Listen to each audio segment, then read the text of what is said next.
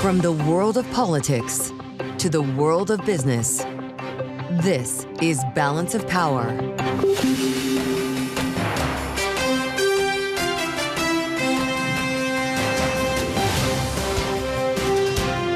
Live from Washington, D.C. Smoot Hawley got nothing on this. Welcome to the fastest show in politics as President Trump's tariff regime sends markets sharply lower. Big losses holding as we come to air here at high noon, and now Canada matching on some autos. We're going to try to make sense of all of this with Bloomberg's Michael McKee and with our signature political panel. Bloomberg Politics contributors Jeanne, Zaino, and Rick Davis with us for the hour. And we're going to speak coming up with a business owner who is directly impacted by the tariffs. We'll introduce you to Bill Butcher, the founder of Port City Brewing in Alexandria, Virginia, right outside of the capital. Gets his malt from Canada, his bottle caps from Mexico, and his kegs from Germany. What could go wrong? We start, as always, on Wall Street. Let's get up to speed on a terrible day for the markets. Charlie Pellet has it in New York. Charlie? Indeed, absolutely brutal for the Bears, for the Bulls, and we have got stocks sharply lower at midday. Number of key headlines as we recap and reset here. Trump tariffs wiping out nearly $2 trillion from the U.S. stock market. Small caps suffering under the tariff wave as the Russell 2000 index hits a bear market. And French President Emmanuel Macron is urging companies to pause investments in the U.S., and the dollar drops by the most on record. Just some of the headlines, some of the stories that we're following on this sell-off Thursday here. Right to the numbers, steep losses with the Dow now down 1,272 points. That is a drop of 3%. We've got the S&P lower now by 208 points, down 3.7%. NASDAQ, the composite index, down 4.8%. NASDAQ 100 index down 4.3%. And the Russell 2000 index of small cap shares, bear market there, down today by 5.6%. The 10-year, 4.05%. The 2-year, 3.73%. Gold is down 0.8%, 31.08 the ounce. And West Texas Intermediate crude down 7%, 66.71 for a barrel of WTI. Morgan Stanley analysts pushing back their call for the next Fed rate cut to next year, citing inflation risks arising from tariffs. Mike Wilson is chief U.S. equity strategist at Morgan Stanley. He was a guest this morning on Bloomberg The Open.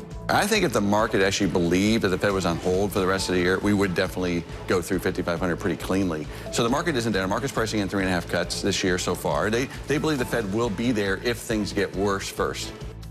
Indeed, the S&P 500 index now at 5462. It is down by 3.7%. Again, recapping, stocks lower across the board. The Dow, the S&P, NASDAQ, all selling off. Keep it locked in to Bloomberg Radio for the very latest on these fast-moving markets. Balance of Power continues now. Back we go to Washington. Once again, your host, here he is, Joe Mathieu. All right, Charlie, thank you so much. That pretty much says it all. That's like the whole show right there. We can all go home now. Charlie Pellet just told you everything you need to know. Wall Street gives a big F to the tariff regime rolled out yesterday by President Donald Trump. It's my job here today, I guess, to tell you how bad everything is. You see the VIX? Look at this. I guess that's the one thing that's up, 26%, back above 27. Even crypto is lower as we consider, I guess, a bunch of retirees or near retirees celebrating the fact that their bond holdings finally went up. Maybe I can find some silver lining here with Michael McKee, but I kind of doubt it. I don't even have questions for you, Mike. It's great to have you. I mean, you must be the busiest guy in the room today. Bloomberg International Economics and Policy Correspondent, pretty much says it all here. And Michael was with us as soon as we heard from the president last evening on our extended Balance of Power and joins us now from New York. Michael, I want to bring you back in time to what we heard in the Rose Garden yesterday. Listen. This is Liberation Day. I will sign a historic executive order instituting reciprocal tariffs. China, 67%. We're going to be charging a discounted reciprocal tariff of 34%. European Union, they're very tough. We're going to charge them 20%. Taiwan, we're going to charge them 32%. Japan, we're charging them 24%. We will impose a 25% tariff on all foreign-made automobiles. We will establish a minimum baseline tariff of 10%. Promises made, promises kept. Whoever made that gets a gold star. James, can I get like a big board? I feel like I need a big board like that I can kind of hug onto it and read on the air. If you're with us on YouTube, they're surely going to start Saturday Night Live with the cold open. Trump holding the board, right? All the things that have been superimposed on that board on social media can keep you busy for a long time. But if you're the White House, this was a raving success. They put up a really slick produced video on the website. Guys in hard hats, motorcycle jackets, union members, hugging, laughing, clapping in the Rose Garden as the president finally got to Liberation Day. Michael McKee does this for a living and actually understands the global economic order. Michael, I'm not sure where to start other than this reaction on Wall Street. You know, it's been said the bond market is the best economist. Is that the case today? Well, they're certainly reflecting the views of people on Wall Street and the idea that we probably are headed for recession if these tariffs stay on. But I'll give you a great starting point, Joe. What we're worried about here is prices going up because the president's put on a big tax on imports. All of the Nespresso coffee pods we buy are made in Switzerland, which now has a 32% tax on it. And yesterday on Amazon, a pack of 50 Starbucks Nespresso pods was $17. Today they're $28. So this is going to happen over and over again. Is that amazing, though, how quickly this is happening? Aren't there some supplies left over? Or if you're trying to keep your margins intact, you just hike prices now? Well, I'm sure that it will happen to varying effects at varying times. In a e-commerce world, you can adjust prices immediately. So a lot of products, we might see that happen. Things at the grocery store take a little bit longer, but anything we get like fruits and vegetables, the timing for the president is pretty good because we're going to be switching over to U.S.-made stuff, but we get so much from South America and from Mexico that those could go up in prices fairly quickly. And, of course, there will be people who free ride on this and just raise prices even if their goods are not imported. So this is sort of disaster in the making. You can call it an own goal. You can call it whatever you want, but it's not going to be good news for the U.S. economy. If you're a massive retailer like Walmart, not only can you pressure your suppliers, but you can find different places in the store to maybe hike prices and kind of spread things around a little bit before you dump it on the product that has actually been impacted directly by the tariff. If you're a small business owner, it's a lot different, Michael. We're going to have one coming up here. The founder of Port City Brewing. It's a great an award-winning brewery in Alexandria, Virginia, right across the Potomac from here.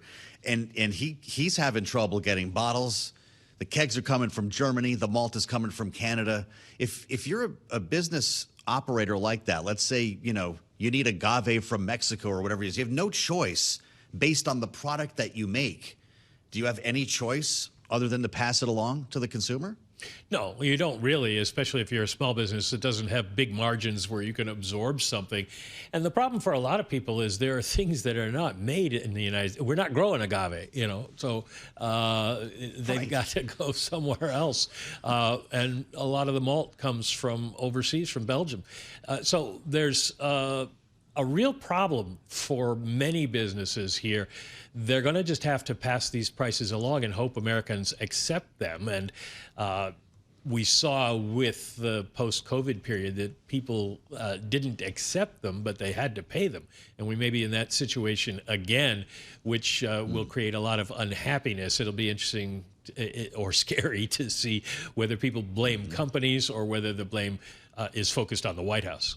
Mark Carney, of course, the Canadian Prime Minister, spoke a short time ago. We actually got some news putting a 25% retaliatory tariff on U.S.-made vehicles in response to what happened yesterday. We heard from the Prime Minister. Here's what he said.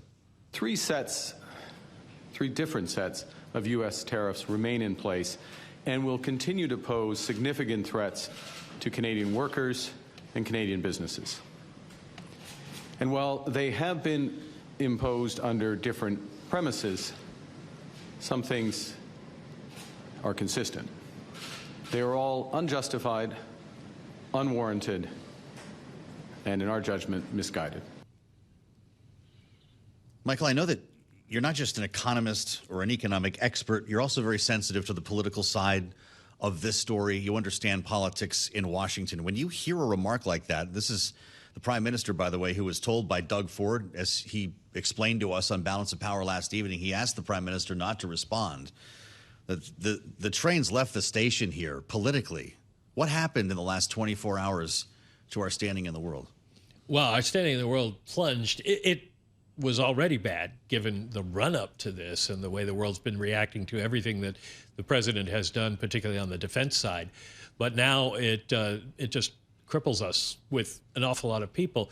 And part of that is also the uncertainty, because we don't know what Mr. Trump wants out of this. Is it that he wants to bring factories home, in which case you need to leave these tariffs on forever because otherwise companies are just going to wait it out? Or is it a subject to negotiation situation where countries can do what Mr. Ford suggested and not retaliate and try to negotiate something down and get the tariffs lifted? It's really hard to know what's going on here. In terms of Canada, there are a couple other things that the president is talking about tariffing that would have a big impact. One is pharmaceuticals, and the other is lumber. Lumber, of course, a long-running dispute with the United States. But Bloomberg wrote a story the other day that was kind of fascinating. There is an ingredient that goes into toilet paper that comes from Canadian softwood, and something like 35% of all the toilet paper in the United States is made from this stuff. Man. And if it goes up in price, you're going to be paying a lot more for toilet paper, or you're going to have shortages. And that'll get people's attention. Yeah, get ready for the sandpaper, ladies and gentlemen. Boy, what's the Fed doing right now, Mike McKee, in our last minute? Do they have the spreadsheets all over the floor and the green visors out, or are they drinking at Bobby Van's? Well, I assume they have the spreadsheets and green visors, although Bobby Van's might be more fun. That's pretty much what's going on all over on Wall Street. All of the economists and analysts are trying to analyze what it means for the economies and the companies they follow. The Fed is doing the same to try to trace through what the impacts will be. Not just the first impacts, not just you go to the store and pay more for toilet paper, but how does that affect other products and other purchases you might make down the road.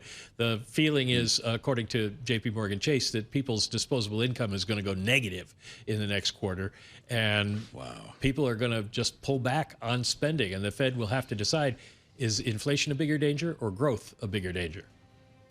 One of the most important voices you'll hear today on Bloomberg. Michael McKee, great to have you back, sir. Bloomberg International economics and policy correspondent with some real context, some real perspective on what the heck is happening here and how little we still know about what happens next, how long these tariffs stay in place, and what deals might emerge. Bill Butcher, we talked about him, on the way in from Alexandria, Virginia, next, right here on Bloomberg. Not great news on our markets today following what we heard from President Trump last evening. We knew it was going to be bad. If you were with us in the extended edition of Balance of Power last evening, the futures fell out of bed. Even worse since actual trading has begun today as the world wakes up to this new reality. And we're glad you're with us today on Bloomberg Radio, 99.1 in Washington, D.C., on the satellite radio channel 121, and on YouTube, where you can find us right now. Search Bloomberg Business News Live. You should get up on YouTube for this next conversation, because I think it's an important one. You don't have to look that far. The fact of the matter is, outside of Washington, D.C., or that far, even here in the federal city, to find the immediate impact of the president's actions yesterday. You get in the car, drive about 9 miles down the river from D.C., where some guys like me live, in Alexandria, Virginia. There's a company that is the longest operating brewery in the Metro D.C. area, award-winning. They got Small Brewery of the Year in 2015, the Port City Brewing Company. The reason why this stuff is so good is because of the sourcing that is involved in crafting this craft beer. I want you to think about this now with all the tariffs that we've talked about. The reciprocals, the steel and aluminum, Canada, Mexico. Imagine you're making your beer in Alexandria. You get your malt from Canada. You get your bottle caps from Mexico. Your kegs made of steel come from Germany. What's that going to do to the price of a six-pack? That is the reality right now for Bill Butcher, the founder of the Port City Brewing Company, who I'm glad to say is with us right now. Bill, I'm really glad you could join us. Thanks for being here. With you. How do you get out of this mess? We're still sorting through it. It's hard to say. The malt comes from Canada, as you said. The bottle caps are from Mexico. It looks like there's a carve out in these tariffs for the USMCA, which should provide some relief, but there's still questions. We get our cans from Ball, so they're manufactured in the U.S. However, we don't know the source of the aluminum. The aluminum could be coming from Canada, it could be coming from wherever. So we haven't heard anything from our can supplier on how this is going to affect our prices, but I feel that it is going to affect our prices and not in a good way. Well, and make it even more complicated, I understand that you're having trouble finding bottles now because the big guys, the big brewers are sucking up all the glass because they don't want to have to use more expensive aluminum for cans. What do you do with that? Exactly. We thought we were somewhat shielded from the aluminum tariffs because most of our packaged beer, 70% of our packaged beer goes into bottles. So we thought we'd be okay on that front. However, about 3 weeks ago, I was informed by our bottle supplier that they would not be able to supply us with bottles beyond March 31st. So we've been in a frantic search for a new bottle supplier. And so we haven't sorted that out yet. We have 2 shipments on the road that we had already ordered before we got cut off. So we've got a little bit of wiggle room there, but we need to figure out something pretty quickly. Boy, that's for sure. How long have you been in business in Alexandria? We opened 14 years ago in 2011. And, we've never seen anything like this. And I was talking to our bottle supplier a couple of weeks ago, and he was explaining to me that he doesn't have an answer for us. He's been in the business for 35 years, and he said he's never seen anything like this either. So here's the problem, as I'm assuming for you.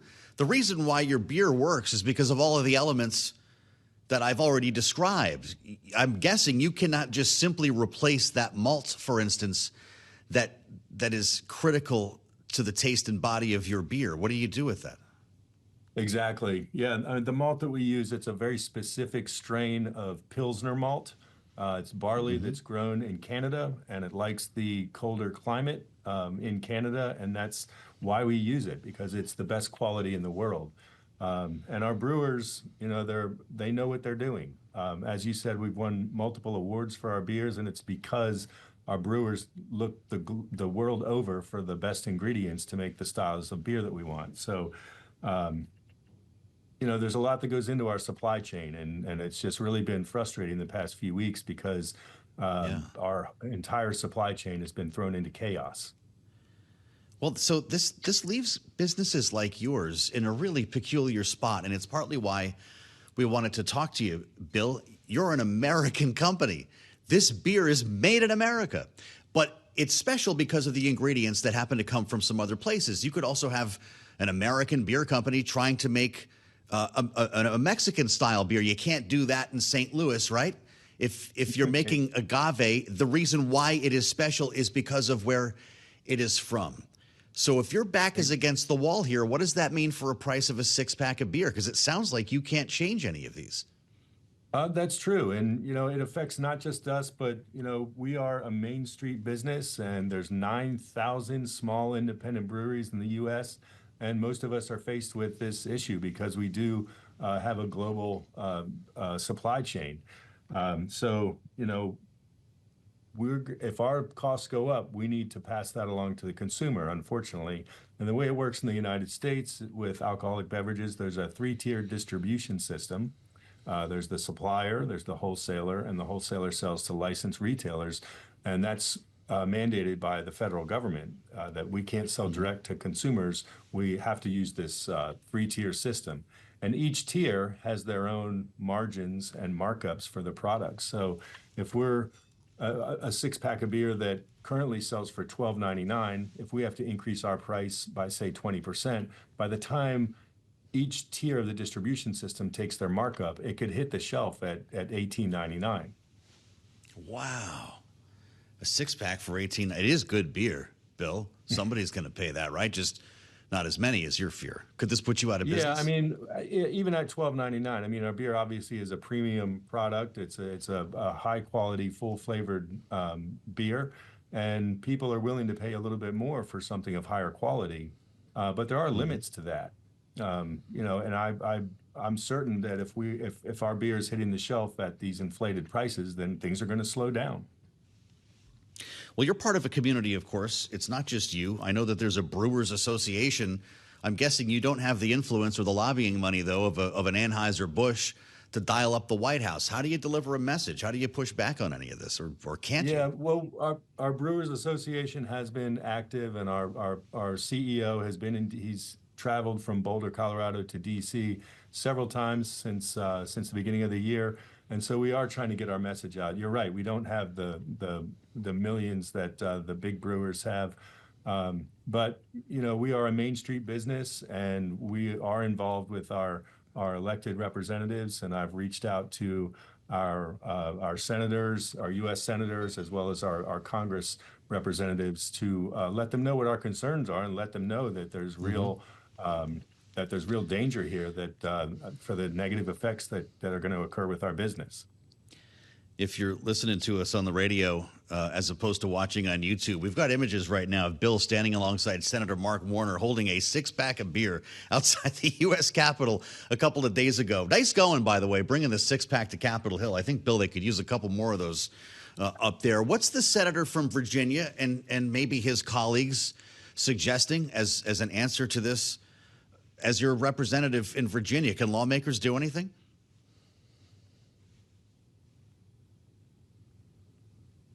Did we lose Bill? Bill's frozen. The beer froze. Let's see if we can thaw him out. Yeah, we'll see if we can thaw him out and continue this conversation because he's an interesting guy. If you're with us on 99.1, by the way, if you're listening on the radio in Washington, D.C., Bill's only about 9 miles outside of the Capitol in Alexandria. And he's got a really interesting story to tell. Think of how many businesses there are like this, small businesses who are being impacted by these global changes. And they have very little recourse to deal with them other than, as we just heard from Bill, potentially raising prices. He's back with us now. Bill, did Mark Warner or any of the senators you spoke with promise help? They're doing what they can. And, they've been very responsive. And, unfortunately, they're both in the minority, and they have limited options of what they can do. But they did get a bill passed in the Senate that will act to take away the president's emergency power that allows him to put these tariffs into place. The issue now is that it goes to the House, and it's unlikely that it will pass the House. And even if it does, then it would go to the president's desk, and it's unlikely that he would sign it. Maybe you can cater an event at the White House and get some beers out there, like the next big tented state dinner on the lawn. Bill, what's next for you? You just keep making beer until you're forced to raise prices, or have you made a decision on that? It's the hard questions that freeze them up. Tell Bill I'm coming to visit him. Bill Butcher, I want to meet you in person. This is a great story, and it's a really interesting local business here in our great little city of Alexandria. Pay a visit sometime. It sounds like business owners could use you. I'm Joe Mathieu in Washington. It's great to have you with us here on the Thursday. Can you believe it is only Thursday edition of Balance of Power? We call it Little Friday around here to feel a bit better about things. And I'm glad to say that our signature panel is back together today. Everyone's had a minute to sleep on this, and not just that, a chance to look at the market reaction. Right now, the S&P 500 is still down over 3.5%, more than 200 points, and the NASDAQ is down almost 5% still at this lunch hour. 833-point loss. It was down over 1,000 points when I got to work, so hey, we're off the lows. The Dow is losing 1,200 points. The VIX up 25% to just shy of 27. We'll keep tabs on all this for you and get analysis from our panel as we better understand the impacts of these tariffs and question exactly what will come next. Are these, in fact, the negotiating tools we heard about, or the revenue raisers that will stay in place for a long time? Either way, we've got some turbulence, and we'll have much more ahead on Bloomberg. And I'm glad you're with us the day after Liberation Day. What is this, D+1? As we come to you live from the nation's capital, we get retaliation from Canada, imposing a 25% retaliatory tariff on U.S.-made vehicles that do not comply with the USMCA. And I don't know how many that is. This just emerged, or have, by the way, non-Canadian content, they say. But of course, so many of these were exempted because of our relationship, our existing trade agreement, the USMCA, with both Canada and Mexico. There are other things, though. Hefty U.S. levies, as I read on the terminal, remain on products that do not comply with the U.S.-Mexico-Canada agreement, as well as steel and aluminum products. And of course, you've got the remaining threat that the president has not made good on, at least yet: pharmaceuticals, semiconductors, copper, lumber. We talked to Doug Ford about that last night. Brendan in the control room was kind to print out the big board that Donald Trump had last evening in the Rose Garden, and I'm looking at this thing here. There's a lot on it. We had to really zoom in on these last evening. I don't see Canada on here. The whole reason why, you can zoom in on YouTube if you want right now, is that that was put on hold because of our separate trade negotiations and agreements with our neighbors to the north and south. And what happened today, the 25%, that's exactly what Scott Bessent said you should not do. The Treasury Secretary spoke on our extended edition of Balance of Power right after the president outlined the tariff regime. Here's what he said. Advise none of the countries to panic. I wouldn't try to retaliate, because as long as you don't retaliate, this is the high end of the number. And I think the market could have certainty that this is the number barring retaliation. So we've got a ceiling, and then we can see if there's a different floor. The mindset might be to let things settle for a while, so we'll see where it goes from here. Don't panic. As we assemble our signature panel, Rick Davis and Jeanne Zaino are here by the grace of God. Our signature panel, Bloomberg Politics contributors. Jeanne is our Democratic analyst and senior democracy fellow at the Center for the Study of the Presidency and Congress. Rick is partner at Stone Court Capital. So here we are, guys. We're back together. It has been announced these tariffs take effect this weekend and next week. First the baseline, then the reciprocal. Rick, you're seeing the reaction in the markets here. Did the White House just make a horrible mistake? Well, I don't think they think it's a mistake, in the sense that this was completely predictable and predicted by virtually every economist and analyst that I saw, both on our program and others, as to what would happen, not knowing even the scale of these reciprocal tariffs that were announced yesterday. So I think that everybody in the White House maybe had to brace themselves for this outcome, but the outcome was virtually certain to be disruptive to the public markets, and obviously that's what's come about. And this idea that you just quoted the Treasury Secretary on, the idea of, oh, don't panic, these are the highest levels you're going to get, and what you really are is just getting certainty now. Well, this is the only thing that the markets have been asking for, is give us some certainty. And this is not certainty. I mean, this was not presaged by the White House. The idea that they sort of just sprung these levels on and included, as you say, so much of the rest of the world, but not, people who are already currently in trade negotiations. I think Mexico's in the same category as Canada on that. And did not include any kind of increased trade tariffs on sort of those who have sanctions, Russia, North Korea, China, Iran.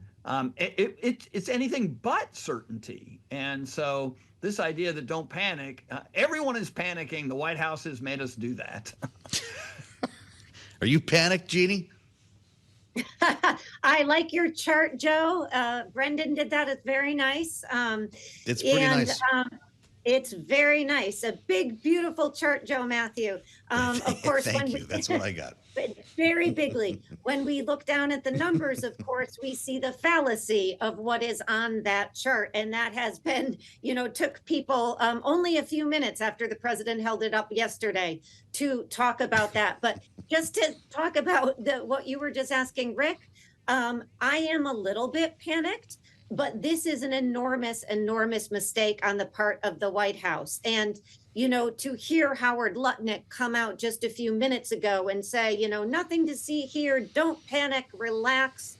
Well, when you are putting tariffs on 10% on tiny islands that contain, as far as anybody knows, penguins and seals, and you're telling us, trust the president. He knows what he's doing.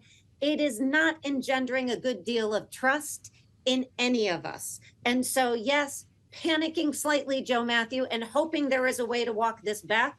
But he is so committed to it, I am not sure there is. So you're worried about the penguins, Jeanne.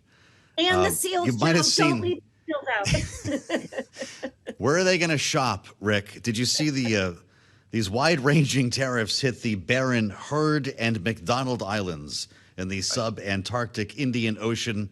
Turns out these are territories of Australia. They're covered in glaciers and have populations of 0 people. Tells you what about the process that went into this? Yeah, I mean, the idea that we had to be surprised with the probably biggest economic decision made by the United States in 100 years. Why would we want to be surprised by that, right? Why wouldn't we have been brought along? And the preparatory work, I mean, this was presaged for a long time, right? I mean, Donald Trump's been talking about this Independence Day thing for a long time. There are hundreds of people working on this. The idea that you would produce a chart or a policy that includes penguins and not people is shockingly sloppy. And by the way, bad for the White House in the sense not just that it was sloppy, but like that's all people are talking about today is we got tariff sanctions on penguins. I mean, for heaven's sakes, forget the fact that China's got 50% tariffs now, our largest trading partner. So Right. You got it all there. But again, I mean, I know I've been a bit of a, nagging drumbeat on this, but there are competency issues showing up every day around this administration. They have to get their act together. They can't keep slipping up. We can't have a story a day about mistakes that were made and taking all the attention off of what these policies are, because we should really be focused on those policies and the impact on American taxpayers. I know Rick Davis knows a little bit about Alexandria, Virginia. Jeanne, you might have heard our conversation with the founder of Port City Brewing Company, who's sitting there with his award-winning beer that requires malt from Canada, bottle caps from Mexico, kegs made of steel from Germany, and I could keep going here. He can't get his hands on glass because everyone's buying that. They don't want to make aluminum cans because of those tariffs. If companies like this, and God forbid, I love meeting Bill Butcher, and I hope that he finds a way to get through this. But if small companies like this start to go out of business, what does that happen? What does that do to the politics around this program and around this White House? Well, they're absolutely devastating. And, I have been talking to a lot of young people, and like most of us, even the older folks among us, we have never lived through something like this, where a president stood up in the Rose Garden and decided to upend 100 years of trade policy in one fell swoop, and then had his folks go out and say, oh, don't try to retaliate against us, which of course, as you just announced, is happening. And so these young people, like many of us, are nervously waiting to see what happens. But the example you just gave of that business from Alexandria, it is restaurants, it is grocery stores, it is everything, technology. We are just bracing to see what the impact is. And so as it comes to the politics, the market is responding very, very quickly, as it always does. But the politics are going to have a lag effect. But there is going to come a point, if this isn't walked back, where people start to say, wait a minute, we went with this guy very narrowly, I might add, because he promised to lower inflation and lower costs. And I am now shopping, and those costs are higher than ever. And whether it's beer, or famously we're talking about bananas or eggs or coffee, Joe, I like my coffee. Yeah. We're all going to be paying more unless this is wound back. And the problem is, for many of us, it feels like we've crossed a Rubicon here where there is no good off-ramp. And that is what is deeply troubling to me. How could he walk this back at this point? It's hard to see. 4 hours ago on Truth Social, Rick, Donald J. Trump, caps lock. The operation is over, exclamation point. The patient lived and is healing. The prognosis is that the patient will be far stronger, bigger, better, and more resilient than ever before. Make America great again. I picture the bionic man coming up off the table, but how much time, how much space will Donald Trump get from the electorate to prove that that's true? How about the next time they vote? He's already had quite a bit of damage done politically. Just this week on Tuesday, lost an election. Republicans did, or at least, the perceived Republicans in Wisconsin. Never should have lost that race. Wisconsin, Donald Trump won. He should have been able to replicate that, but couldn't pull it off. So the bottom line is the politics of the Republican Party and Donald Trump's administration has already got a leak in it, and we'll see how long that boat floats. The reality, too, is that this is only the first 50 or so days. I mean, 52 trading days, and we've lost $3 trillion to the S&P. Now, I don't know about you, but my 401k is not looking so great right now. And I think there are a lot of voters who could care less about what party is in the White House and care a lot more about their investments and how they're going to pay for their kids' college and whether or not their jobs, salaries keep up with inflation. These are the things that will define politics going forward. And this is a extremely rough start for this administration. Well, salient take from Rick Davis. You know this is all anybody's going to be talking about at the beer tomorrow night, on the soccer field this weekend, on the baseball field when the parents are out doing whatever the heck they do. This is the conversation until further notice. And by the way, further notice may not be long, as negotiations could be had immediately with all the countries we're talking about. This is a story that's going to keep changing, and we'll be covering it for you right here, of course, every day at Bloomberg. Hour 2 of Balance of Power is on the way with our signature panel. In the meantime, subscribe to the Balance of Power podcast on Apple, Spotify, wherever you get your podcasts. Important this day after to subscribe, and you can listen anytime at Bloomberg.com.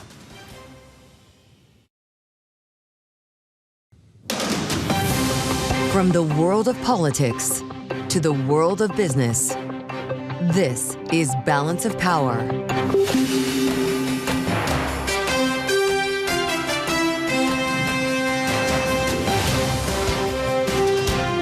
Live from Washington, D.C. The tariffs are coming, the reaction decisive. Welcome to the fastest show in politics as markets sell off on the plans outlined by President Trump less than 24 hours ago. I'm Joe Mathieu alongside Kailey Leinz in Washington, D.C. Thanks for being with us on the Thursday edition, the early edition of Balance of Power here on Bloomberg TV and radio. Kailey, as we try to get our arms around all of this, it's pretty hard to find a silver lining this morning.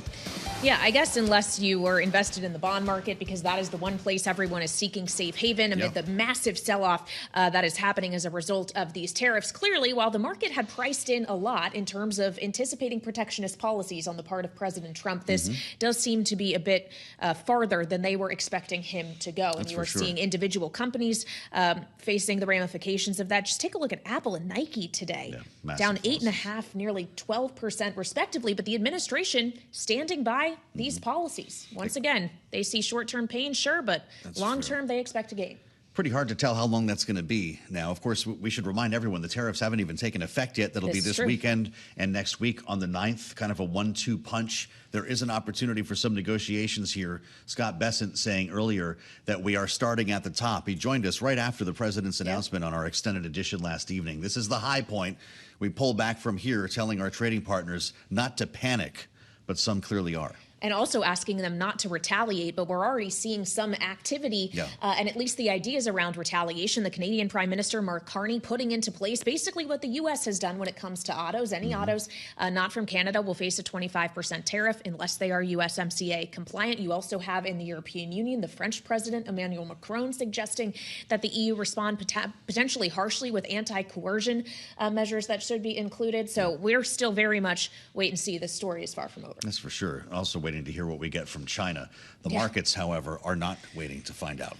No, they certainly are not. And Charlie Pellet has been tracking those for us. Charlie, obviously off the lows, but it's still pretty ugly out there. Indeed. Steep losses for the Dow, the S&P, NASDAQ. You summed it up perfectly. Trump tariffs wiping out nearly $2 trillion from the U.S. stock market. But an interesting headline moments ago on the Bloomberg Professional Service, retail traders buying into the tariff route, snapping up tech favorites. Still, steep losses across the board. Some other key headlines you need to know at this hour. Economists are slashing their U.S. growth forecasts, also boosting their inflation outlook on tariffs, and car makers idling plants, rethinking prices as Trump tariffs hit. S&P right now down 212 points. That is a drop of 3.7%. We've got the Dow right now down by 1,265 points, a decline of 3%, and NASDAQ is down 851 points for the NASDAQ Composite Index, down 4.8%. The Russell 2000 Index of small cap shares down 5.6%. The 10-year at 4.04%, with the 2-year 3.73%. Gold down almost $30 the ounce now, $31.05. We've got spot gold down by 1%. West Texas Intermediate crude down 7%. $66.70 for a barrel of WTI. And Bitcoin right now down 4.5%. Bitcoin at 81,794. Just hours after taking effect, President Trump's 25% tariffs on imported cars are already reverberating around the globe. Jeep maker Stellantis plans to temporarily halt some production in Canada and Mexico. Ford has started offering steep discounts to keep customers coming to showrooms, and Volkswagen is warning dealers that it will tack on import fees to the vehicles it ships to the United States. Among those automakers right now, Stellantis down 8.2%, GM down 3.2%, Ford down 4.5%, ADRs of Volkswagen down by 2%.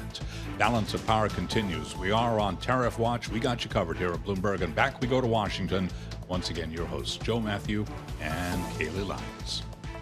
All right, Charlie Pellet, thank you so much. Charlie running us through the market reaction to the news we got from President Trump yesterday, in which he picked kind of both tariff paths that we knew were under consideration when it comes to reciprocal tariffs.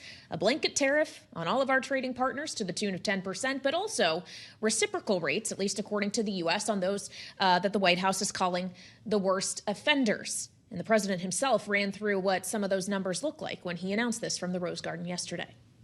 This is Liberation Day. I will sign a historic executive order instituting reciprocal tariffs. China, 67%. We're going to be charging a discounted reciprocal tariff of 34%. European Union, they're very tough. We're going to charge them 20%. Taiwan, we're going to charge them 32%. Japan, we're charging them 24%. We will impose a 25% tariff on all foreign-made automobiles. We will establish a minimum baseline tariff of 10%. Promises made, promises kept.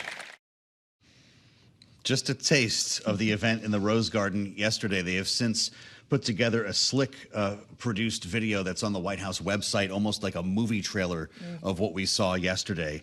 And so here they are. We've got our own, by the way, right here in the studio, because we do need to refer back to these from time to time, Kailey. The numbers are pretty staggering. We have a pretty great panel for you here. The best of Bloomberg with Shawn Donnan, Bloomberg's senior writer for economics, and Anna Wong is with us, Bloomberg Economics chief U.S. economist. Great to have both of you here.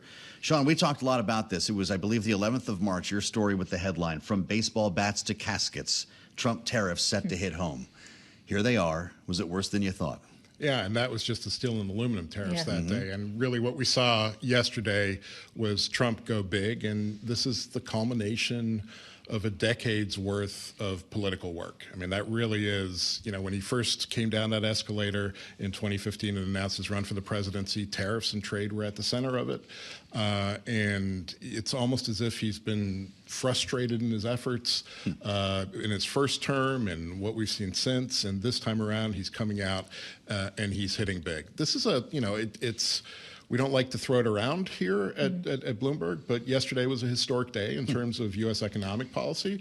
This was the biggest increase in tariffs we've seen in more than a century. This is bigger than the Smoot-Hawley tariffs of 1930, which you know, prolonged the Great Depression, set off global trade wars, and for a long time were, you know, this kind of cautionary tale for American presidents. Well, Donald Trump set aside all of that history and tried to make some of his own yesterday. Well, so Anna, on that point, if we're using history as a guide, knowing that these tariffs are even more severe than the ones that Shawn was just referring to, what should we expect in terms of short-term economic impact?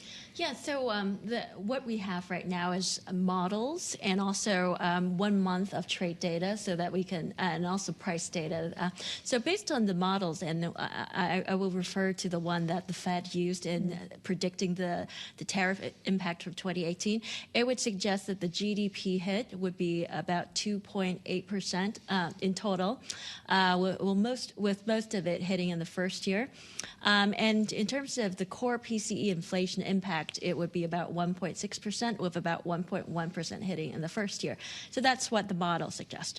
So now we have some actual data. We have February's import price data, and we have also PCE inflation data. Looking at the imports price data, I would say that it shows that so far the tariffs on China, we saw 10% increase in tariffs on China in February. We've seen that U.S. importers took on most of the cost. But there's still a distance between import prices and also what the final retailers charge, such as the retailer Zara or Forever 21, right? So in terms of the core PCE prices, based on 3 months change, we actually have found a negative relationship between import exposure and actual price change. In fact, the apparels, furniture, stuff that we import a lot from China actually saw a decrease in prices over the last 3 months. And it's kind of counterintuitive, but I think the reason is because a lot of firms have been front-running these, so we haven't seen yet, at least so far, the inflationary impact, if there were to be any. And second, also consumer sentiments in the U.S. have tanked, and they're just pulling back on anything discretionary, such as toys and books and and clothes. And I think, for anyone who's going on Amazon, for example, you could see that a lot of these goods that you're buying from China actually are seeing price discounts right now.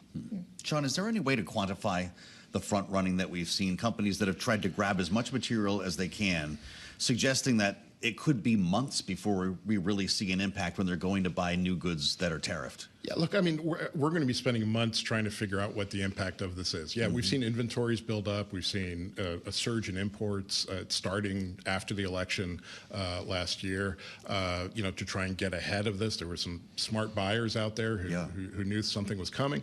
But, there's all these broader effects on the economy that are really, really hard to price in. One of the big things that's gotten markets agitated in the last couple of weeks has been consumer sentiment, right? That is not something that is, and Anna may correct me, but I don't think it's something that's in a lot of economists' models in terms of the direct impact of these tariffs. There's this broader thing, which is kind of amorphous, but very real, which is uncertainty, right? We know back in 2018 and 2019, the Federal Reserve, when they were watching the U.S. economy slow down as a result of Trump's first-term tariffs, they were looking at uncertainty and its impact on business investment and hiring, and that actually turned out to be a bigger impact than the direct impact of the tariffs. Wow. So you stack all these things on top of each other. A lot of people in the markets and in business were hoping that yesterday was going to be the end of a period of uncertainty. We're extending that uncertainty. We're probably deepening that uncertainty in a pretty severe way. So in that uncertain environment, and with payrolls data in hand that we'll get tomorrow, Chairman Powell is going to have to speak to the financial markets in less than 24 hours from now. How do you expect him to approach this, knowing he has very much said the Fed is waiting and seeing, we're not going to be too reactive, we can't predict for sure what the policies will look like? Now that we have a sense, how does he respond? So I think Chairman Powell is in a pickle because after the FOMC, he presented a very dovish voice, which was in huge contrast to the rest of the FOMC, who are more concerned about the upside risk to inflation. inflation. And since the FOMC, we have seen more of other FOMC policymakers who sounded way more hawkish concerned about these tariffs. So I think Powell may have to do a course correction because since he last spoke, we now have more clarity about what these tariffs may look like, who we are tariffing on, what goods we have tariffed on. He cannot afford to waffle anymore or play the game. He has to get in line with the rest of the FOMC makers. So I think he may be surprisingly hawkish tomorrow. All right, Powell's in a pickle, says Anna Wong, chief U.S. economist at Bloomberg Economics, joined by Shawn, Donnan, who, of course, helps lead our economics coverage, Bloomberg senior writer for economics. Thank you both so much for joining us. We want to add the voice now of someone else who, of course, pays close attention to these issues, the former ranking member of the Senate Banking Committee, former Republican senator from the state of Pennsylvania, Pat Toomey, is here with us on Bloomberg TV and radio. Welcome back to Balance of Power, Senator. It's always good to have you. If we could just be completely candid here, when you saw the figures presented in the Rose Garden yesterday, what was the first thought that went through your head? I thought that he is carrying through on what he has always dreamed of doing. I spent 4 years arguing with President Trump about trade, about deficits, about tariffs during his first term.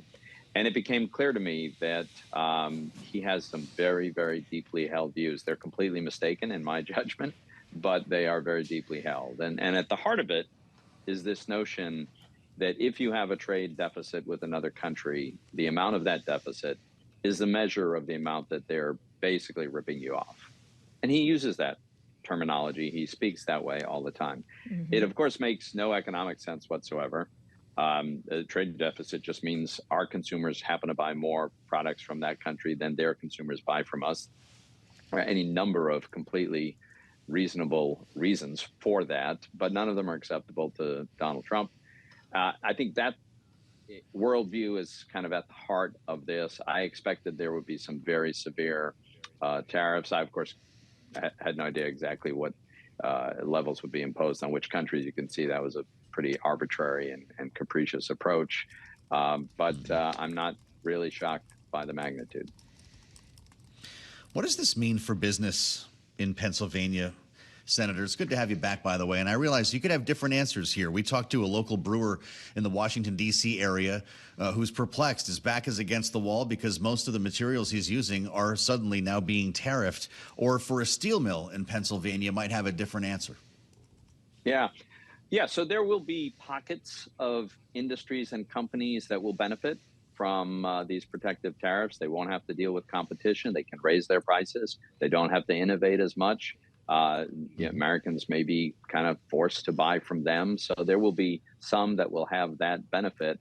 But by far, the overwhelming majority will be the losers. Just think about the steel and aluminum tariffs that the president imposed in his first term.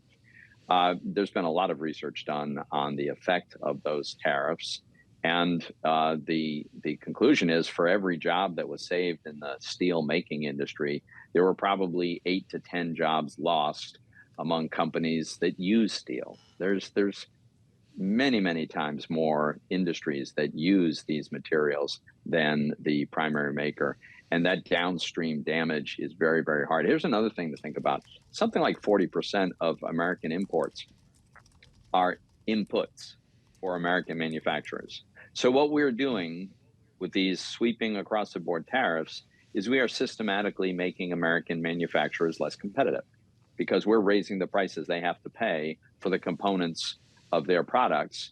The rest of the world isn't going through that. And so we will be at a competitive disadvantage. This is going to manifest itself in many ways. It's certainly going to be higher prices for consumers. It is going to be jobs lost. We've already seen announcements today of companies that are laying off workers.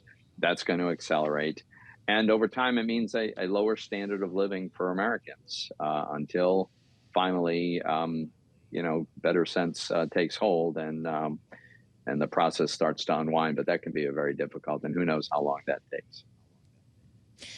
Well, but the White House is arguing, Senator, that this really is just step one of President Trump's economic plan. We still have tax cuts that they'll try to push through by the end of this year that they argue will help liven the economy. Obviously, your former chamber is taking steps to try to advance that legislative path forward in the next 24 hours or so as we expect a vote-a-rama to happen. To what extent will friendlier tax policy be able to offset the negative impacts you were just discussing? Yeah. So look, I think there's three categories in which the administration is likely to pursue, and in fact is pursuing, really good economic policy, curbing federal spending. The federal government spends way too much money, and that would be very good for our economy overall if they're successful in curbing federal spending. Rolling back regulation. There's wildly excessive regulation. The Biden administration was very, very problematic with what it imposed across the economy. That rollback is constructive and it is pro-growth. Energy dominance is really good for the economy. I think it's impossible probably at this point to quantify the relative components. But keep in mind on tax policy, I am 100% in favor of making permanent the 2017 tax reform. That's a very heavy lift. If we can get that done, that just maintains the status quo. That's just an extension of current policy. So there's not like a big surge to growth that comes from continuing current policy, right? What you do is you avoid a very damaging tax increase. But I really think that these tariffs are going to do a lot of damage. I know you're watching these markets, Senator. Some things never change. You consider the negative wealth effect that this could have. Yeah. I wonder how worried you are about the potential impact on consumer spending, or if this market keeps dropping, if that's the one thing that can change Donald Trump's course on this.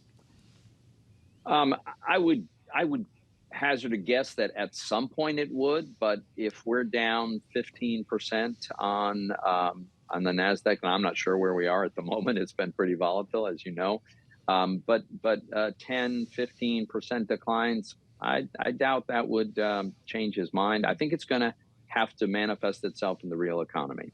I think we're going to have to see the CPI prints that are accelerating. I think we're going to have to see the layoffs and see the factories closing because they're no longer competitive. I think that's going to have to happen before the president decides he's looking for an off-ramp, because he really believes that buying things from other countries is really bad for us, and he wants to curb that. Well, what about your former colleagues in the Senate or in the House, for that matter? Do you expect, if they're seeing the, financial markets getting calls from constituents, that they could maybe try to push back? We already saw the passage of a resolution with the help of 4 Republicans of a Democratic resolution condemning the Canada tariffs. Specifically, Senator Chuck Grassley is co-sponsoring legislation that would see Congress having to approve tariffs within 60 days or them be nullified. Are you expecting more to materialize on that front? Yes, I just don't know how long that's going to take. That's one of the many disturbing ironies of this. Of course, all of this is completely inconsistent with the constitutional assignment of responsibility for trade to Congress. The president doesn't have this authority. And yet we sit on the edge of our seats wondering what the latest whim is from the president, who's exercising an authority that, in my view, he doesn't have. I think, a lot of Republican voters have the view that the president's only been in office for a couple of months. We got to give him his opportunity, have him enact his agenda, and give him the benefit of the doubt. I think that will only last for so long. And when that starts to turn, because people see really rapidly rising prices, their job is jeopardized, they're hearing about layoffs and the other adverse effects, then it's going to be obvious to members of Congress that this is a very problematic road we're on, and they may want to find a way to begin to reverse some of these effects. But I think it's going to have to show up in the real economy first. Unfortunately, I think it will show up in the real economy. Really good to have you back, Senator. I know you're going to miss Washington when the vote-a-ramas get going again a little bit later this week, potentially in the Senate. Pat Toomey, former Republican senator from Pennsylvania, former ranking member, Senate Banking Committee. Says a lot, Kailey, when you talk to, I guess, do we call him an old line Republican, a traditional Republican, something like that, pre-MAGA Republican? Yeah. It's a very different take when it comes to the use of tariffs in this way. Yeah, a very different view on trade and the U.S.'s role in the global trading system, which obviously within just the last 24 hours, if not before that, has been completely upended. Talking about the difference between what is borne out in the economy and what's happening today in the markets, let's get to that right now. Charlie Pellet, ahead of our signature panel, has the latest on Wall Street in New York. Charlie. Thank you very much, Joe and Kailey. All over the markets here at Bloomberg, we got you covered. Fast-moving markets. Keep it locked into Bloomberg for the latest. With the Dow, the S&P, NASDAQ very much in the red right now. Right to the numbers. S&P down 223. Tariff Thursday down 3.9%. We've got the Dow down 1,312 now. That is a drop of 3.1%. The NASDAQ Composite Index down 890, down by 5%. And the Russell 2000 Index of small cap shares down now by 5.7%. 10-year yielding 4.03% with a 2-year at 3.72%. Spot gold selling off down $30 the ounce, 31.05 right now on the precious metal, down by 1%. West Texas Intermediate crude is plunging 7%, 66.72 on WTI, and Bitcoin down 4.5%, 81,778 on Bitcoin. The damage heaviest in companies whose supply chains are most dependent on overseas manufacturing. Case in point, Apple. That stock down 8.8%. Lululemon Athletica among the retailers being hard hit today, down 10.1%. And Nike, it is down by 12.1%.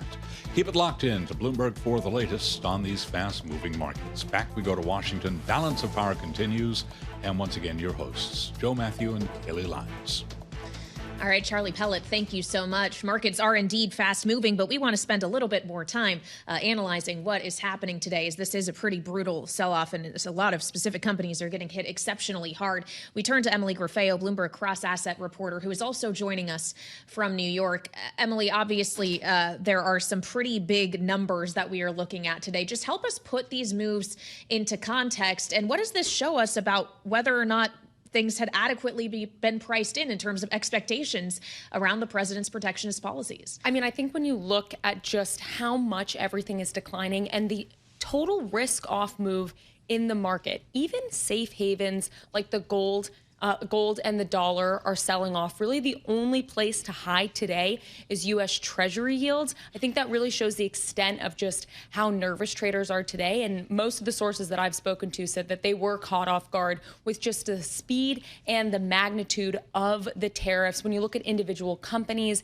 even companies that were once seen as tech safe havens, think a company like Apple is down almost 10% right now. So it's definitely something to watch. And there's still a lot of uncertainty, Kailey, about are these tariffs a negotiating tactic? If you're a company and the tariffs are made to bring your manufacturing to the U.S. and you close down your factory abroad, come to the U.S., what if some of the tariffs are reduced and reversed? So I think a lot of companies now are in this wait and see mode, but certainly accepting that there's going to be a number of losses, at least in the market, at least for today.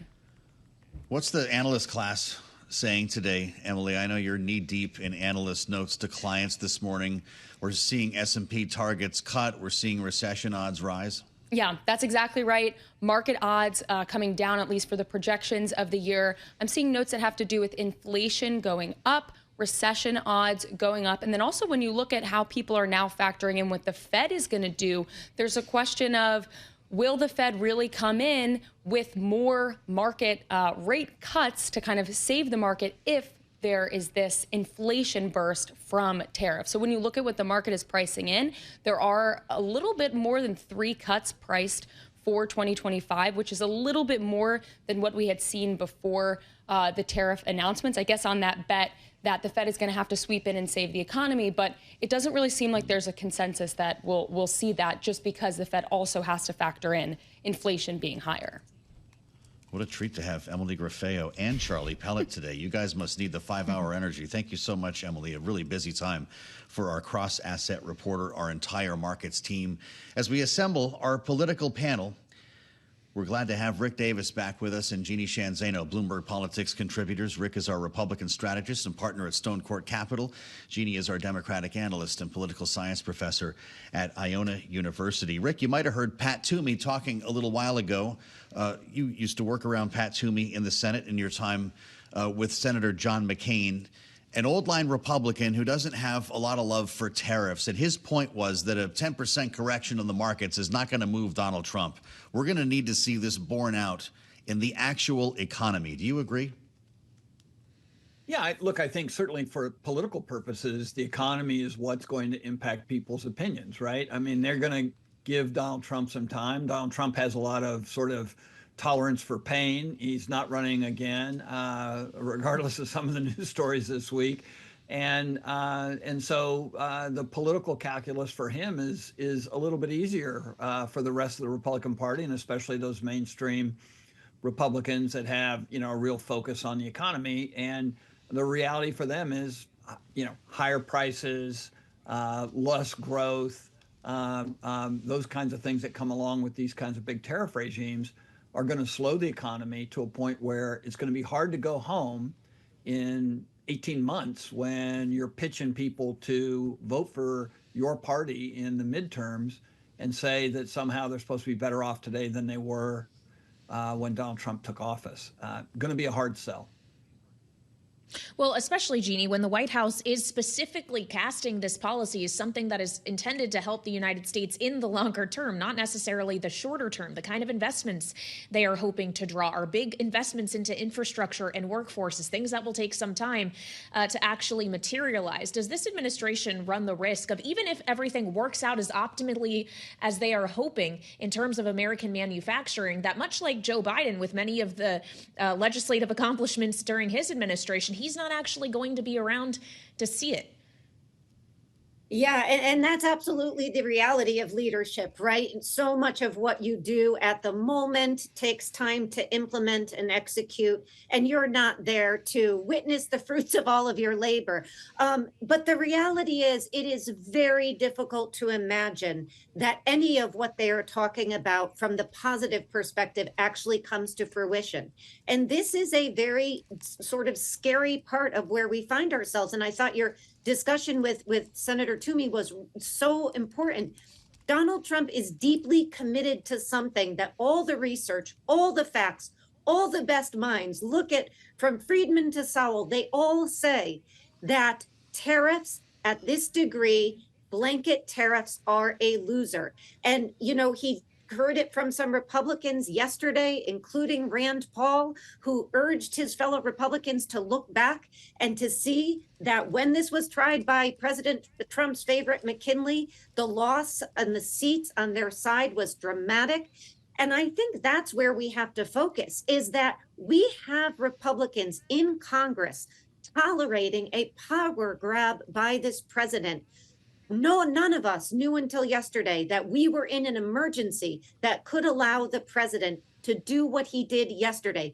The Constitution says Congress is in control. The president has taken control because they are not doing their jobs. And the question is, when are they going to wake up and say, in a system of separated powers, one man who is devoted to something cannot change 100 years of tax policy and trade policy? That's the real question. The 80% of these GOP folks in the Senate and the House who are tolerating what has happened here. Straightforward question from a terminal user, Rick. Why does no one talk about the tariffs on the U.S. for 50 years and only on the counter tariffs that we just put on them now? Well, I think arguably, certainly recent history indicates that we have prospered on a global basis with them. I don't think it's actually held back the U.S. economy. For whatever reason, the U.S. economy has grown by a significantly larger margin than Europe and China and other countries on a GDP basis per capita. Our wealth has substantially increased over the last few decades compared to the rest of the world. I mean, to be honest, sure, there are trade deficits in all these countries that Donald Trump slapped tariffs on, but it's hard to quantify how somehow those things have been holding the U.S. economy back. They haven't. The U.S. economy prior to, January 20th, has been roaring. It's been the envy of the rest of the world. And to be honest, I think this tariff regime, based on what we're seeing today and expected by economists we have on these programs, it will probably reduce the growth of these economies, ours and others that we trade with, substantially over the next few quarters. Well, but Rick, to your point on the strength of the economy, isn't one of the reasons that President Trump got elected was because a lot of that base of support came from people who were not necessarily feeling the economy was working for them? Well, yeah. I mean, look, the economy, when we talk about the politics of the economy, it's not an even playing field, right? I mean, the economy has not been great for people who live in rural areas and don't have college educations, and they voted for Donald Trump. And the economy has been great for people who live in cities and suburbs and have college educations, and they all voted for Joe Biden. So the reality is our country is as divided economically as it is politically. And some political observers will tell you that's why it's divided, is because we have a haves and have-nots that's both geographic, educational, and financial. Weigh in on that, Jeanne. Is half the country about to have its day? I'm not so sure. I mean, you look at, the loss of jobs in a state like Michigan. They haven't all gone overseas. Many of them have gone to the south of the United States. They haven't all gone overseas. Many of them have been wiped out by technology. So there are a lot of complicated factors here. And to set up protections, we all want workers to have a vibrant, full, healthy, and robust economic future. But to set up a protectionist mechanism where you protect workers and businesses from competition from overseas has long been understood to hurt both consumers, but also workers and the future of the U.S. economy as well. So, I think we have to be very, very careful about looking at a problem. Donald Trump is right. There is a problem, and people have been in pain, but he was hired or elected to lower prices, lower inflation, and start to ensure that the very strong unemployment numbers that he inherited remain and help people transition to a new economy. He's not doing any of that. He's going back to the Gilded Age as a mercantile and saying, we're going to set up barriers. It didn't work for McKinley. That's why he abandoned it in the late 1800s. And it's not going to work for Donald Trump, unfortunately. Well, so if his solution to the problem is not the right one, Jeanne, and certainly you're seeing Democrats quick to come out and say that, what is the proper solution that Democrats should now be pushing instead? And what's their real power to do so? Yeah, they don't have a lot of power right now. Obviously, they haven't won many elections, but you're also hearing this from Republicans. And I would just point again to the 4 who voted yesterday. And the answer is it's going to be a long-term commitment to both free trade, use of targeted tariffs if we need to, and President Trump did that in his first term.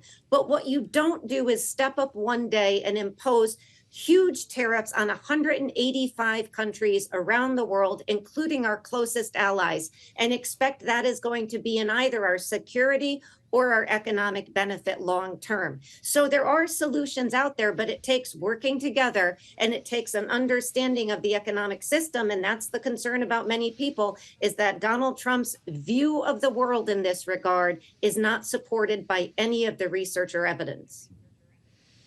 All right, Jeanne, Shawn, Zaino, and Rick Davis, our signature political panel, both of them Bloomberg Politics contributors. Thank you so much for joining us as we work through some of the domestic political ramifications of this tariff decision from President Trump, and also here on Bloomberg TV and radio, keep on top of the market ramifications, which certainly are severe today. We are off of session lows, but still down roughly 4 percentage points on the S&P 500, even more so for the NASDAQ 100, down 4.5%. Basically, Joe, the only safe place to go if you want to hide somewhere today is in the bond market. The 10-year yield down 9 basis points. We are just around 4.03. At least some bond-heavy retirement accounts are feeling a little bit richer today. We're going to be looking at the price of oil coming up as well. Mike McGlone from Bloomberg Intelligence, our commodity strategist, will be with us to get to the bottom of this next on Bloomberg TV and radio.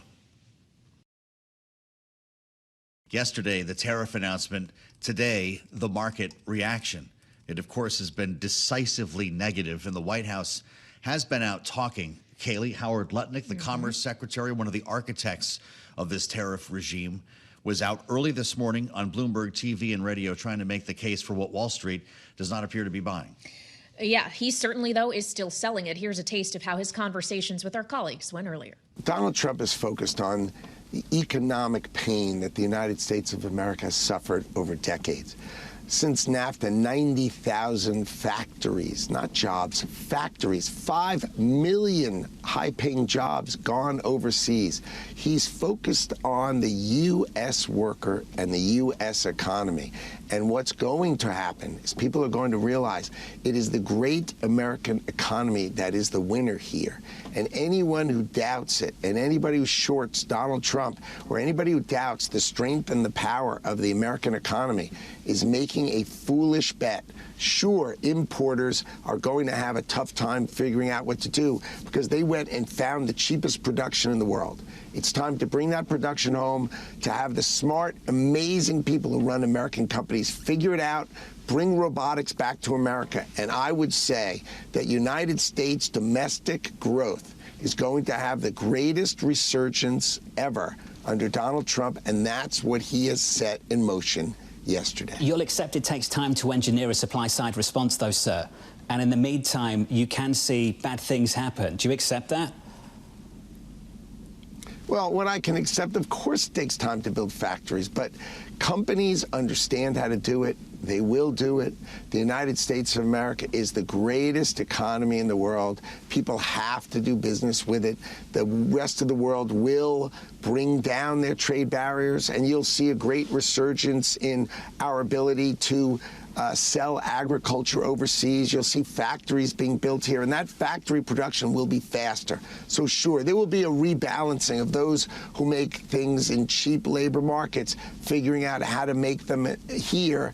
But ultimately speaking, and I think in much less time than you think, the world will reorder itself, will figure it out, and the United States growth rate will turbocharge compared to the rest of the world. The Commerce Secretary Howard Lutnick in conversation with our colleagues on Bloomberg Surveillance earlier today on Bloomberg TV and radio, with our focus now on the price of oil, also lower today. WTI West Texas Intermediate crude futures down over 6% at the moment. We're hovering just above $67 a barrel, and we wanted to get more into this with an expert. Mike McGlone back with us from Bloomberg Intelligence. He is the senior commodity strategist. And Mike, we had news today from OPEC. A larger than expected oil supply hike coming in May. How much of this price movement has to do with OPEC versus the tariffs? OPEC's part of it, Joe. We've been waiting for OPEC to come on supply for almost 2 years. It's just a matter of time. The key thing that's happening is we have an oversupplied market on the back of that big pump in prices. When Russia invaded Ukraine, crude oil got up to 130. That sowed the seeds of prices going lower, which they always do. Every time crude oil gets that high, it's gone back down to about $40 a barrel. This is the last 20 years.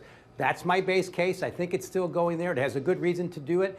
And it's one of the main goals of the Trump administration is lower energy prices. They have pre-existing trends in their favor. So let's look at this. The average price of gasoline in the country is around $3.20 a gallon. By the time we get to midterms, I'll bet it'll be $2. Wow, that would be something pretty incredible. I'd like to ask you as well about copper futures down about 4% today. The White House did say yesterday that copper tariffs could still be coming. Mike McGlone, what impact will that have if we're considering existing supply and any constraints that could emerge if there's heavy duties in place? Well, hello, Kailey. We've priced for the extremes. The high for copper this year was $5.37 a pound. Last year's high was around $5.20 a pound. It was resolved down to $4 a pound. I think it's going the same way. Prices of copper in London are closer to $4.20 right now. We're going that way. It's just a question of how long it takes. So the market got way overextended. The futures from the U.S. versus London got the most stretched ever.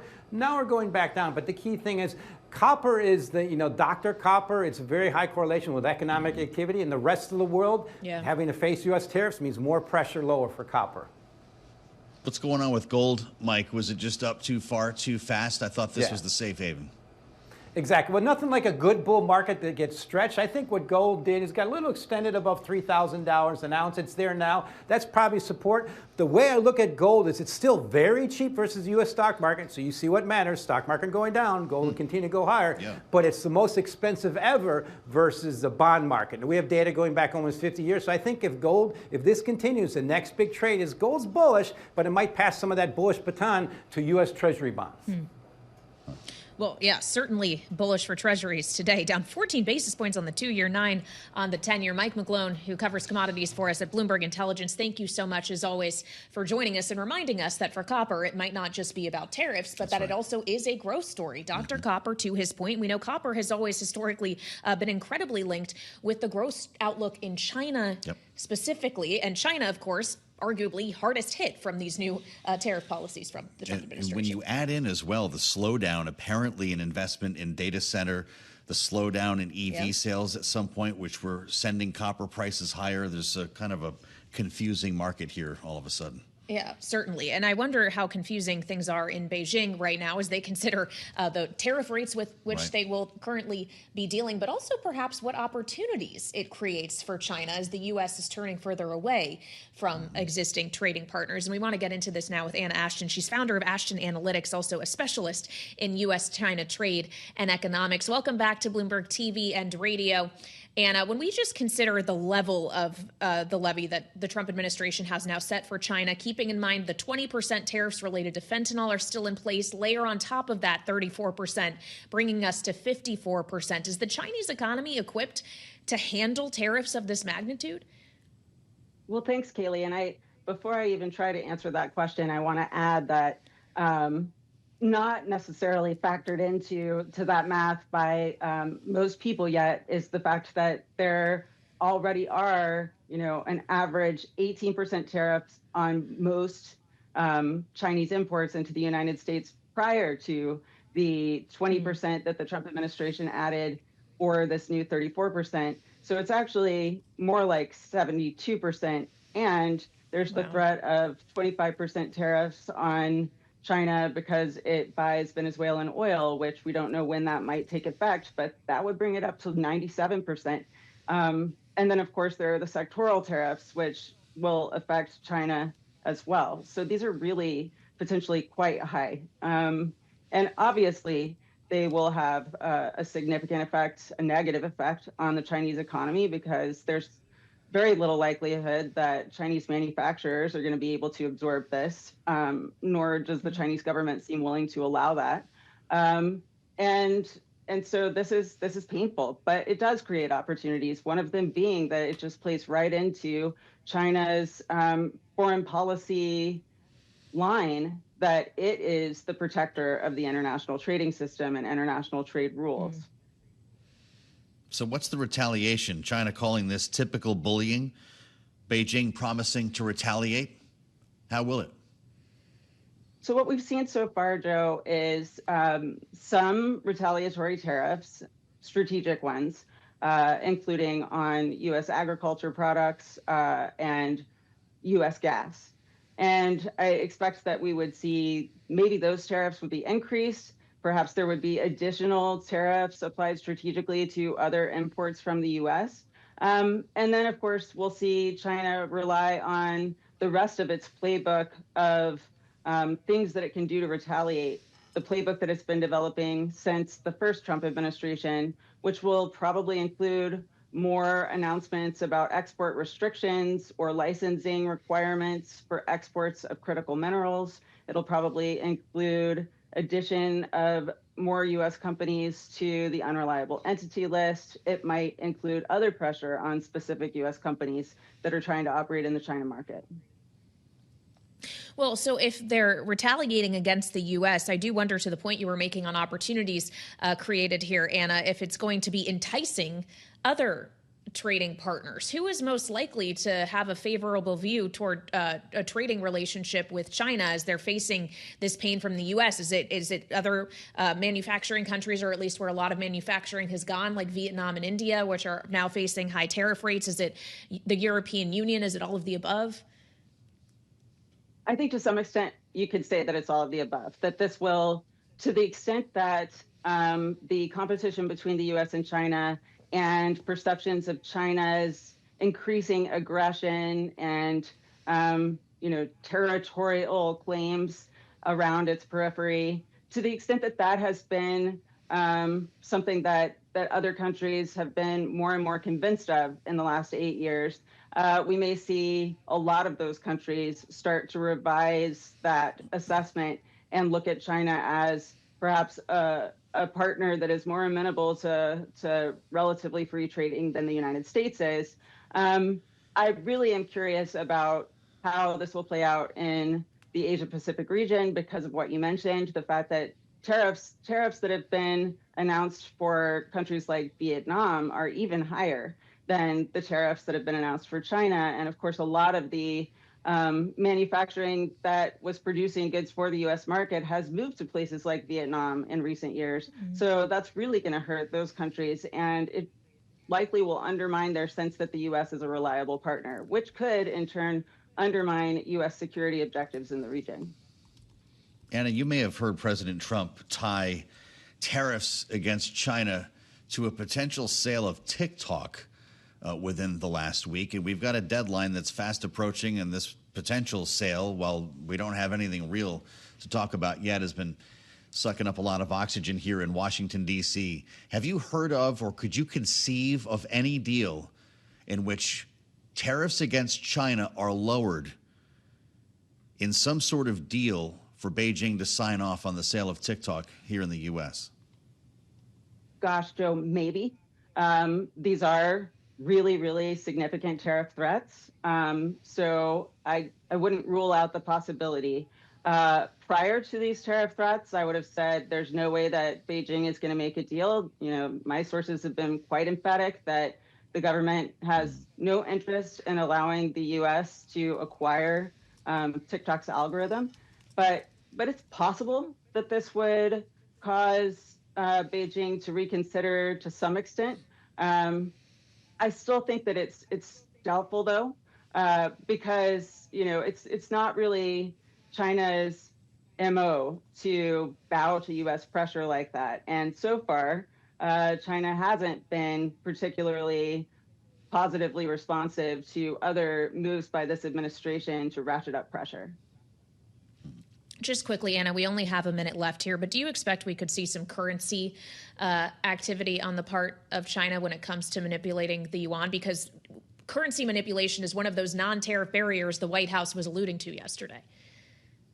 It is. And then at the same time, when you look at how when you look at the numbers that the White House produced, estimating what the total average tariffs of these other trading partners are on the U.S., it's sort of a head scratcher, and it doesn't look like there was a formula involved that, clearly took into account the effects on the U.S. of different kinds of tariff and non-tariff barriers.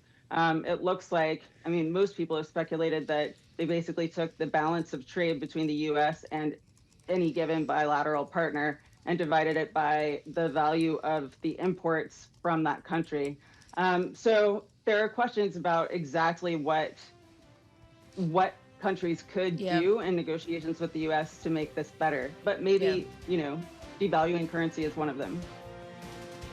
Anna Ashton, great to have you with us of all days today. Anna, founder of Ashton Analytics, specializing in U.S.-China trade. We'll keep this conversation rolling here on the late edition of Balance of Power. Join us at 5 p.m. Eastern Time on Bloomberg TV and radio.